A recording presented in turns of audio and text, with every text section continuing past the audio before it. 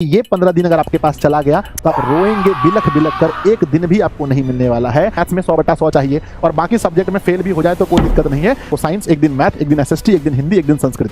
15 दिनों तक हमें क्या पढ़ना चाहिए, क्या नहीं पढ़ना चाहिए। नमस्ते प्यारे बच्चों, आप सभी का ऐसे वीडियो में बहुत बहुत स्वागत है जिसका इंतजार आप बहुत दिनों से कर रहे थे। अब आपका एग्जाम बहुत करीब बचा है, अप्रॉक्स 15 दिन के आसपास आपका एग्जाम बचा है। ऐसे में बिहार के लाखों विद्यार्थी जी जिनका पेपर 17 फरवरी से होने वाला है, वो जानना चाहते हैं कि जो हमारे पास समय बचा है 15 दिनों का, इसमें हम अपने आप को तैयारी में कैसे लगाएं। 15 दिनों तक हमें क्या पढ़ना चाहिए, क्या नहीं पढ़ना चाहिए, कैसे पढ़ना चाहिए और किन किन बातों का ध्यान रखना चाहिए ताकि हमारा रिजल्ट बहुत अच्छा हो। तो बच्चों, मैं आपको बताऊंगा और आप जिस उम्मीद और जिस भरोसे के साथ इस वीडियो पर आए हैं, आप यकीन मानिए वीडियो अंत होते होते आपको ऐसा महसूस होगा कि आपने इस वीडियो से बहुत कुछ सीखा है, वो चीजें जो आपको अभी 15 दिनों तक काफी मदद करेंगी। तो आइए हम लोग शुरू करते हैं। और बच्चों, पूरा वीडियो देखने के बाद नीचे कमेंट बॉक्स में कुछ भी लिखिएगा और अच्छा लगे तो अपने दोस्तों को शेयर कर दीजिएगा। तो जैसा कि आप देख रहे हैं, मैंने लिखा है ऊपर में बिहार बोर्ड और यहाँ पर क्लास 10th लिखा है। और बच्चों 15 डेज कम बैक, यानी 15 दिन में अपने आप को कैसे कम बैक करें। जिन बच्चों को लगता है कि मेरी तैयारी 100% नहीं हुई है, अपने आप को कैसे लाखों बच्चों से आगे करें, है ना। हम उसको बच्चों बहुत सारे पॉइंट्स आज बताने वाले हैं। सबसे पहले अगर हम देखें बच्चों, तो एक चीज याद रखिएगा हमेशा जीवन में कि 15 दिन में चमत्कार नहीं होगा। बहुत सारे लोगों को लगता है भाई कि है ना, कोई जादू टोना मारने से पूरा चमत्कार हो जाएगा। नहीं, 15 दिनों में चमत्कार नहीं, लेकिन मेरे बच्चे सही रणनीति से बहुत बड़ा फर्क जरूर पड़ सकता है। अगर आप एक अच्छी रणनीति के साथ, अच्छी मानसिकता के साथ पढ़ाई करेंगे तो बहुत बड़ा चेंजेस देखने को मिलेगा। आइए बच्चों, सबसे पहला पॉइंट क्या है, इन 15 दिनों में क्या ध्यान रखना है। सबसे पहला है परीक्षा उपयोगी पढ़ाई पढ़ना है। अब प्यारे बच्चों, आप कोई चीज को नॉलेज के लिए नहीं पढ़ना है कि भाई हाँ ये चीज हम सिर्फ नॉलेज के लिए पढ़ रहे हैं। हमें जो कुछ भी पढ़ना पड़ेगा पहले अपने सिलेबस को जान के पढ़ना पड़ेगा। जो चीज हम पढ़ रहे हैं इसका हमारे परीक्षा में कितना अंक का सवाल पूछा जाएगा, परीक्षा के लिए कितना उपयोगी है, ये जान करके आपको पढ़ना पड़ेगा। समझ गए ना। यानी प्यारे बच्चों, अगर मान लीजिए कि आपका एग्जाम होने वाला है और दिन भर सुबह से लेकर शाम तक आप सिर्फ मैथ्स पढ़ रहे हैं, तो क्या आप सिर्फ मैथ्स में टॉपर बन सकते हैं। दिन से लेकर रात तक अगर आप सिर्फ एसएसटी पढ़ रहे हैं या कोई अदर सब्जेक्ट हिंदी पढ़ रहे हैं, तो क्या आप सिर्फ एक सब्जेक्ट को पढ़ के टॉपर बन सकते हैं, अपने रिजल्ट को चेंज कर सकते हैं? नहीं ना। तो जब भी आप कुछ पढ़ें तो आप ये चीज को समझना पड़ेगा कि सभी सब्जेक्ट आपके लिए एक समान है। बच्चों सभी में 100 मार्क्स हैं, तो सभी सब्जेक्ट को समय आपको देना पड़ेगा। तो परीक्षा उपयोगी पढ़ाई का अर्थ यह है कि सभी सब्जेक्ट को आपको पढ़ना है और पढ़ते समय इस बात का हमेशा ध्यान रखना है कि आज हम दिन भर जिन चीजों को पढ़ रहे हैं इससे हमारे परीक्षा में कितना इफेक्ट पड़ेगा। बच्चों मान लीजिए कि 500 अंकों की तैयारी है, रिवीजन करना है और 15 दिन आपके पास बचा है, यानी 15 से भाग लगाएंगे, 15 तिया 45, बच गया 5। लगभग बच्चों हर एक दिन 33 मार्क्स की लगभग तैयारी आपको करनी है। हर दिन बच्चों 33 मार्क्स की तैयारी करनी है। अब सोचो, क्या आप अभी एक दिन में 33 मार्क्स की तैयारी कर रहे हैं? यस और नो जवाब अपने आप से पूछेंगे। तो परीक्षा उपयोगी पढ़ाई का मतलब यही है कि मेरे बच्चे हम उन टॉपिक्स को ज्यादा पढ़ें जो परीक्षा में आते हैं, यानी कि हर विषय के ज्यादातर इंपॉर्टेंट चैप्टर। जैसे अगर हम बात करें क्लास 10th में, अगर हम मैथ्स पढ़ रहे हैं तो मैथ्स में मैंने बताया था कि बच्चों 8वां चैप्टर यानी कि ट्रिगो, है ना, 7वां चैप्टर निर्देशांक ज्यामिति, उसके बाद मेरे बच्चे 6ठा चैप्टर मतलब यानी कि त्रिभुज, पहला चैप्टर यानी कि वास्तविक संख्या, और बच्चों 14वां चैप्टर जिसका नाम है सांख्यिकी। इन सारे चैप्टर्स पर विशेष ध्यान देना क्योंकि यहां से हमारे अधिक क्वेश्चंस पूछे जाएंगे। ऐसे और भी सब्जेक्ट में है बच्चों, ठीक है ना। तो हमारा कहने का मतलब यह था कि परीक्षा उपयोगी पढ़ाई आपको करनी है। हमेशा आपका ध्यान मार्क्स पे होना चाहिए कि यहां से हम पढ़ेंगे तो हमारे पेपर में कितने मार्क्स आएंगे बच्चों। नेक्स्ट अगला हमारा है पॉइंट, कम से कम 5 साल के प्रश्न पत्र अब आपको लगाने चाहिए। जो आपके पास समय बचा है, यानी बच्चों कम से कम मेरे बच्चे हर सब्जेक्ट के 5 साल के प्रश्न, यानी 2020 से लेकर के 2021 भी देखें, 21 का पेपर, 22 का पेपर, 23 का पेपर, 24 का पेपर, 25 का पेपर, अगर पॉसिबल है मेरे बच्चे तो कम से कम अगर 5 साल का पेपर अगर आप देख लेंगे साइंस का कि इन 5 सालों में क्या पूछा गया है, अगर मैथ का ही 5 साल का पेपर देख लेंगे क्वेश्चन बैंक से, तो आपको यह पता चल जाएगा कि 2026 का जो हमारा पेपर है वो किस प्रकार का रहने वाला है। ठीक है ना। अगर आप डिटेल एनालिसिस नहीं कर सकते, कम से कम मेरे बच्चे ऑब्जेक्टिव, शॉर्ट क्वेश्चन और लॉन्ग को कम से कम देख लीजिए। 5 साल का क्वेश्चन बैंक जरूर कोशिश कीजिए। और हाँ बच्चों, अगर आप सबका एग्जाम की तरह, परीक्षा की तरह नहीं बना सकते हैं, तो मैं कम से कम कहूंगा एक विषय मिनिमम, कम से कम बच्चों एक विषय का एक सेट तो जरूर परीक्षा की तरह। बच्चों जैसे देखो आप लोग परीक्षा देने जाओगे, जिनका पहली पाली में एग्जाम है वो अप्रॉक्स बच्चों 9 बजे से पेपर होगा, 9:45 से। दूसरी पाली वाले बच्चों का पेपर मान लो कि 1:45 से पेपर शुरू होगा। तो बच्चों आपको अपने घर में इसी टाइम बैठ करके एक कंप्लीट फुल टेस्ट लगाना है। फुल टेस्ट कहने का मतलब है, अगर मैं मैथ का पेपर दे रहा हूं तो ऑब्जेक्टिव क्वेश्चन भी 50 सॉल्व करने हैं, शॉर्ट क्वेश्चन भी 15 सॉल्व करने हैं, लॉन्ग क्वेश्चन भी 4 सॉल्व करने हैं, ठीक है ना। 100% बच्चों अपने टाइम में, जिस टाइम में एडमिट कार्ड तो आपको मिल गया होगा, एडमिट कार्ड में आपका समय लिखा होगा कि बच्चों किस टाइम से आपका पेपर है, उसी टाइम में बैठकर और लगातार 3.5 घंटा बैठकर आपको पेपर देना है। और कितने पेपर देने हैं इस 15 दिन में? 5 दिन ऐसा करना है। यानी एक दिन बच्चों आपको साइंस, एक दिन मैथ, एक दिन एसएसटी, एक दिन हिंदी, एक दिन संस्कृत। समझ गए? तो आप लोग मुझसे वादा कीजिए कि हर सब्जेक्ट का कम से कम एक टेस्ट उसी समय में, जिस समय आपको एग्जाम सेंटर में बैठ के देना है, और बिना देखे किसी भी क्वेश्चन का सॉल्यूशन आप किसी बुक में ना देखेंगे, ना आप मोबाइल का यूज करेंगे। बिना मोबाइल का यूज किए आराम से बैठ करके एक जगह और लगातार उतना समय एक बार में। ऐसा नहीं कि अभी हमने दिन में ऑब्जेक्टिव सॉल्व कर लिया और रात में सब्जेक्टिव, ऐसा बिल्कुल भी नहीं। एक साथ आपको बच्चों सारे क्वेश्चंस बनाने हैं, ठीक है ना। तो हो गया यहां पर कि कम से कम 5 साल के प्रश्न पत्र देखने हैं। अगर ये पॉसिबल नहीं हो पाया तो कम से कम एक सेट हर सब्जेक्ट के आपको लगाने हैं। नेक्स्ट हमारा तीसरा पॉइंट क्या है? तीसरा डेली टाइम टेबल। बच्चों हम लोग क्या है ना, जब हम पहले पढ़ते थे तो हम सोचते भाई एक है ना कि एक वीक का हमारा टाइम ये होने वाला है ना, एक वीक का टाइम ये होगा, एक मंथ का हमारा टाइम ऐसा होगा। लेकिन अब जो आपके पास समय बचा है, यहां डेली टाइम टेबल आपको काम आएगा। जैसे मान लीजिए कि मैं सुबह 5 बजे सोकर जगा हूं, है ना। कितने बजे जगा हूं? 5 बजे। तो मुझे ये देखना है कि 5 बजे मैं अगर सोकर जगा हूं और रात मुझे सोना कितने बजे है? मुझे रात के 12 बजे सोना है। तो मेरे पास मेरे बच्चे 5 से 5 हो गए 12, और इधर हो गए बच्चों फिर हमारे पास 7। कुल आपके पास 17 आ रहे हैं। 17 घंटे में मेरे बच्चे मान लो 17 घंटे में 2 घंटे है ना, 17 घंटे में नहाने खाना पीना खाने में बच्चों मान के चलो आपके लग गए 2 घंटे, है ना। मुंह हाथ धोना है, नहाना है, खाना पीना है, और मान के चलो 2 घंटे बीच में रेस्ट कर लिया आपने, 4 घंटे, है ना। 2 घंटा और किसी काम के लिए मैं निकाल देता हूं 6 घंटे। आपके पास अप्रॉक्स बच्चों 17 में से अगर 6 घटा दें तो अब जो 11 घंटा टाइम बचा है, इस 11 घंटा में आप इफेक्टिव पढ़ाई कैसे कर सकते हैं?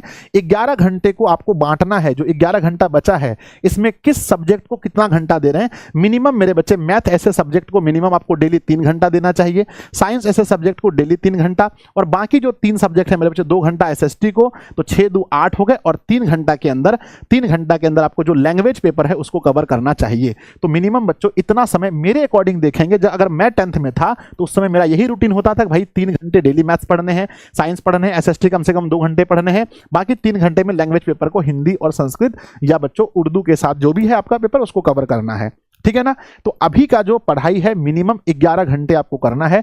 अगर ये हम बात करें 15 दिनों का, और ये रूटीन आपको सेट करना है किस टाइम आपको पढ़ना क्या अच्छा लगता है। अगर आप ऐसे स्टूडेंट हैं जो सिर्फ मैथ पढ़ना अच्छा लगता है, आपका रिजल्ट नहीं होगा। अगर आप सिर्फ साइंस पढ़ने वाले स्टूडेंट, नहीं रिजल्ट होगा। आपको हर सब्जेक्ट को उतना ही मतलब वैल्यू देना पड़ेगा कि सब सब्जेक्ट का महत्व बच्चों सेम है। समझ गया ना। तो डेली का अब टाइम टेबल काम करेगा, यहां पर मंथली वीकली नहीं चलने वाला है। समझ गया ना। रूटीन बनाकर पढ़ाई कीजिए। बस 15 दिन है अपने आप से बच्चों। 15 दिन अगर मोटिवेट रह गए, अगर 15 दिनों तक मेरे बच्चे अपने आप को आपने ऐसा कर लिया तो रिजल्ट में बहुत बड़ा चेंज देखने को मिलेगा। नेक्स्ट हमारा पॉइंट है सिलेबस को 3 हिस्से में बांटिए, है ना। सिलेबस यानी सब्जेक्ट।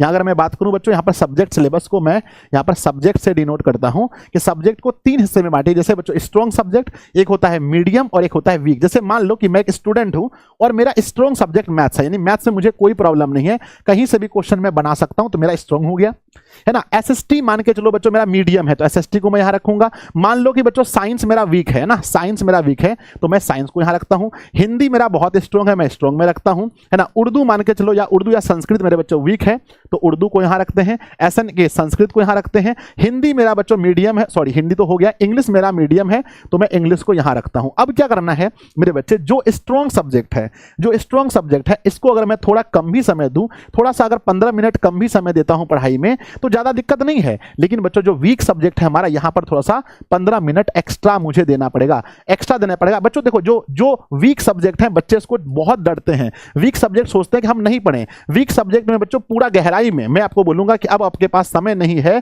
कि आप गहराई में जाएं। वीक सब्जेक्ट में आप गहराई में नहीं जाना है, लेकिन आपको कम से कम बच्चों पढ़ाई करनी है, कम से कम पढ़ाई आपको वीक सब्जेक्ट की करनी है। अगर आप इसको छोड़ दोगे तो क्वेश्चन पेपर में नहीं बन पाएगा, है ना। तो मेरे विद्यार्थी अपनी अपने अपने सब लोग कमेंट बॉक्स में लिखना कि, है ना, स्ट्रॉन्ग, मीडियम और वीक में आपका कौन कौन सा सब्जेक्ट आता है। मैं चाहता हूं इस वीडियो को जितने बच्चे भी देखें, एक बार कमेंट बॉक्स में मुझे जरूर बताएं कि आपका ये किस जोन में कौन सा सब्जेक्ट आता है। तो अपनी पढ़ाई बच्चों, अपनी पढ़ाई में अपने सिलेबस को 3 हिस्से में बांट दीजिए, है ना। उसके बाद जो स्ट्रॉन्ग है उसको थोड़ा कम समय देंगे हम, मीडियम वाले को थोड़ा ज्यादा देंगे और वीक वाले को और थोड़ा ज्यादा देकर के इसको बच्चों बराबर करेंगे। अगर आप चाहते हैं कि आपके मार्कशीट में परिवर्तन हो, मार्कशीट में परिवर्तन हो, तो बच्चों सभी सब्जेक्ट पर ध्यान देना पड़ेगा। अगर हाँ किसी एक सब्जेक्ट में आपको मैथ्स में 100/100 चाहिए और बाकी सब्जेक्ट में फेल भी हो जाए तो कोई दिक्कत नहीं है, तो फिर तो अलग बात है, फिर तो वो बात ही अलग है। समझ गए ना। नेक्स्ट हम लोग बात करते हैं, अगले पॉइंट पे बात करते हैं। नेक्स्ट पॉइंट है बच्चों कि इंपॉर्टेंट थिंग्स। मैं कुछ इंपॉर्टेंट चीजें जाते जाते आप लोग को बता दूंगा जो आपको करनी चाहिए। पहला बच्चों हैंड राइटिंग, है ना। अगर आप बोर्ड एग्जाम दे रहे हैं तो वहां आपको बच्चों सिर्फ पढ़ना नहीं है, बोलना नहीं है, आपको वहां लिखना है। यानी एग्जामिनर आपकी कॉपी को देख करके वो अंदाजा लगाएगा कि जो बच्चे ने इस कॉपी को लिखा है वो किस मानसिकता का है, कितना नॉलेज उसके अंदर भरा है। तो अपनी हैंडराइटिंग स्किल को बढ़ाइए। मैं देखता हूं आजकल खास करके फोन वाली दुनिया में बच्चे ऑनलाइन पढ़ रहे हैं। बच्चे क्या पढ़ रहे हैं? बच्चे ऑनलाइन पढ़ रहे हैं। इनके ऊपर अगर गार्जियन पढ़ा लिखा नहीं है तो गार्जियन ध्यान भी नहीं दे रहा है कि बच्चा मेरा लिख रहा है नहीं लिख रहा है। ऑनलाइन में जी सर, यस सर, जय हिंद सर, ड्रीम 450 सर, हम ये कर देंगे, हम वो कर देंगे, सब करने में लगे हुए हैं। पर रिजल्ट में क्या होता है? रिजल्ट अच्छा नहीं होता है। तो मेरे बच्चे इसमें करना क्या है आपको कि आपको घर में मेरे बच्चे अब हैंडराइटिंग पर काम करना चाहिए, लिखने पर फोकस करना, लिखने पर। ईमानदारी से बताइएगा आप कितने पेज डेली लिखते हैं अभी, ठीक है ना। तो अभी बच्चों अगर आप बोर्ड परीक्षा आपका होने वाला है 15 दिन में, तो सबसे इंपॉर्टेंट थिंग है वो है राइटिंग स्किल, लिखने की कला विकसित कीजिए, रोज घर पे लिखिए। दूसरा है बच्चों सेल्फ कंट्रोल, अपने ऊपर अभी आपको कंट्रोल लिखना बहुत ना, कंट्रोल रखना बहुत जरूरी है। सर कैसा कंट्रोल? कैसा कंट्रोल? कंट्रोल मेरे बच्चे, मन करता है कि भाई सो जाते हैं, अब हम नहीं पढ़ेंगे, तो खुद पे कंट्रोल कीजिए, नहीं अभी पढ़ना है। दोस्त कोई कह रहा है अभी तो 15 दिन है, चलो ना एक दिन घूम के आते हैं, वहां कंट्रोल रखना, नहीं भाई कहीं नहीं जाना है। फोन बार बार चलाने का मन कर रहा है, स्टेटस लगाने का मन कर रहा है, स्टेटस देखने का मन कर रहा है, थोड़ा सा 15 दिन मतलब थोड़ा सा अपने ऊपर कंट्रोल रखना है। और नेक्स्ट पॉइंट है बच्चों सेल्फ मोटिवेशन। अगर आप खुद से मोटिवेट रहेंगे कि हाँ भाई हम जो पढ़ रहे हैं वो अच्छा पढ़ रहे हैं, जिस संस्था से, जिस शिक्षक से पढ़ रहे हैं मेरी तैयारी अच्छी हो रही है, अपने ऊपर विश्वास रखेंगे। अगर देखो बच्चों ये अंतिम दौर है और इस 15 दिन अगर आपका विश्वास खुद पर से, अपने शिक्षक से अगर उठ गया तो आपका रिजल्ट खराब हो जाएगा। तो अपने ऊपर विश्वास रखना है। और डेली बच्चों विश्वास रखने के लिए क्या करना है? देखो ये एक ऐसा चीज है जिसके लिए डेली, है ना। तो बच्चों जब भी सुबह सो करके उठिए तो सबसे पहले अपने फोन में मोटिवेशनल सॉन्ग लगाइए, है ना। मोटिवेशनल सॉन्ग सुन लीजिए। एक दो बच्चों बड़े बड़े जो लोग हैं उनके मोटिवेशन कोट्स वगैरह आते हैं, उनको सुन लीजिए, है ना। सुबह सुबह उठकर बच्चों एक दो भजन सुन लीजिए जिससे आप पॉजिटिव फील करो। अब सुबह उठ करके भोजपुरी गाना सुनिएगा तो क्या होगा बताइए? माइंड काम करेगा? नहीं करेगा। तो मेरे विद्यार्थी जी खुद को शांत बनाना है, मोटिवेट रहना है, मोटिवेशनल चीजें सुननी है सुबह सुबह। और बच्चों सोचने की अंदर में कला विकसित करनी है। बच्चों जब आप लिखेंगे तो दीर्घ उत्तरीय प्रश्न तभी लिख पाएंगे जब आप अच्छे थिंकर होंगे, जब आप सोच पाएंगे किसी टॉपिक के बारे में, ठीक है ना। नेक्स्ट पॉइंट है बच्चों 6 से 7 घंटे की अच्छी नींद भी लेना जरूरी है। कुछ बच्चे ऐसे हैं जो टॉपर बनने के चक्कर में मेरे बच्चे 15 घंटे पढ़ रहे हैं। कुछ बच्चे ऐसे मैसेज करते हैं गुरुजी हम तो 20-20 घंटे तक पहुंचा दिए मामला को, यानी वो सो नहीं रहे हैं, वो सिर्फ पढ़ाई पढ़ाई पढ़ाई कर रहे हैं। देखो इससे सेहत पर असर पड़ता है। तो 6 से 7 घंटा मैंने बोला ना, 11 घंटा अगर आप फोकस स्टडी कर लेते हैं, बहुत ज्यादा पढ़ने की जरूरत ही नहीं है आपको, है ना। तो बच्चों 6-7 घंटे की नींद अच्छे से लीजिए, भोजन अच्छा खाइए। उसके बाद बच्चों फोन का सही यूज कीजिए। इन अंतिम दिनों में अगर आप फोन का सही यूज नहीं किए, किसी से बतियाने में लग गए, कहीं बच्चों रील्स देखने में लग गए, तो समझिए कि ये 15 दिन अगर आपके पास चला गया तो आप रोएंगे बिलख बिलख कर, एक दिन भी आपको नहीं मिलने वाला है। आपके पास समय कितना है? 15 गुना 24 घंटा से गुना कीजिए, 15 चौके 60 हासिल रहा 6, मेरे बच्चे 30 और 6 36, मात्र 360 घंटा है। मात्र 360 घंटा ये निकल गया तो फिर आप अपने रिजल्ट को बदल ही नहीं पाएंगे। नेक्स्ट है मेरे बच्चे फोकस स्टडी। 10 से 12 घंटा नहीं, अगर आप 7-8 घंटा भी पढ़ लेते हैं, ऐसे मैंने 11 बोला है, तो यानी जब आप पढ़ने बैठें तो 100% आपका मन, बुद्धि, दिमाग सब पढ़ाई पर हो। ऐसा नहीं कि पढ़ने बैठे हैं और दिमाग कहीं और जा रहा है। देखिए बच्चों, ये जीवन की सच्चाई है। अगर आप 10th में अच्छा मार्क्स लेकर नहीं आएंगे तो आपके माता पिता, आपके रिश्तेदार आपके ऊपर भरोसा नहीं करेंगे। वो आपको प्यारे बच्चों उस नज़र से नहीं देखेंगे जिस नज़र से अच्छे मार्क्स वाले बच्चों को देखते हैं। हमारे समाज का ये हो गया है कि जो विद्यार्थी बोर्ड एग्जाम में अच्छे मार्क्स लेकर आते हैं उनको बच्चों एक अलग तरह का इज्जत मिलता है गाँव समाज में, समझ गए ना। और अपने आप में सबसे पहली तो बच्चों खुद की नज़र में आपका एक इज्जत बनेगा। जब आप बच्चों मान के चलो आपने 450 का लक्ष्य रखा, आप सोचिए बोर्ड एग्जाम में आप 450 प्लस अंक लेकर आ जाएंगे। ये पहली सीढ़ी है क्लास 10th की। ये कौन सी सीढ़ी है? ये बच्चों प्रथम सीढ़ी है। और ये प्रथम लक्ष्य अगर आप 450 अंक प्राप्त कर लेंगे तो आपका खुद के ऊपर कॉन्फिडेंस होगा, आपकी फैमिली वाले का आपके ऊपर बच्चों भरोसा जगेगा। अगर आप पहली सीढ़ी भी चढ़ने में नाकाम हो गए, 450 का आंकड़ा था, आप 300 लेकर आ गए, 250 लेकर के आ गए, तो क्या होगा? आपके परिवार वाले भी कभी आपके ऊपर भरोसा ना करेंगे और आपको अपने ऊपर डाउट हो जाएगा कि मेरे अंदर प्रतिभा नहीं है। तो मेरे बच्चों, आपको अपने ऊपर डाउट ना हो, आपके परिवार वाले आपके ऊपर भरोसा करें, इसलिए आपको मेहनत करना पड़ेगा अपने लिए, अपने गुरु के लिए, सबके लिए।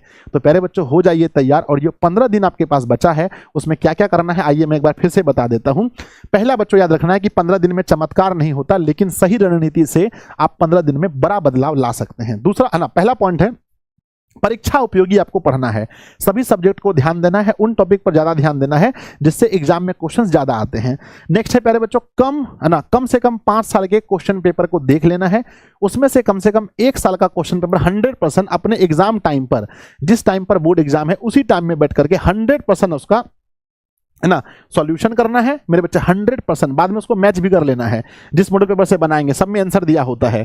फिर डेली टाइम टेबल बनाइए बच्चों कि इस टाइम में, और कम से कम जो टाइम है 3 घंटे 2 घंटे देना है ना। इसमें आप उस भी टाइम को ऐड कर सकते हैं जब आप लाइव क्लास करते हैं।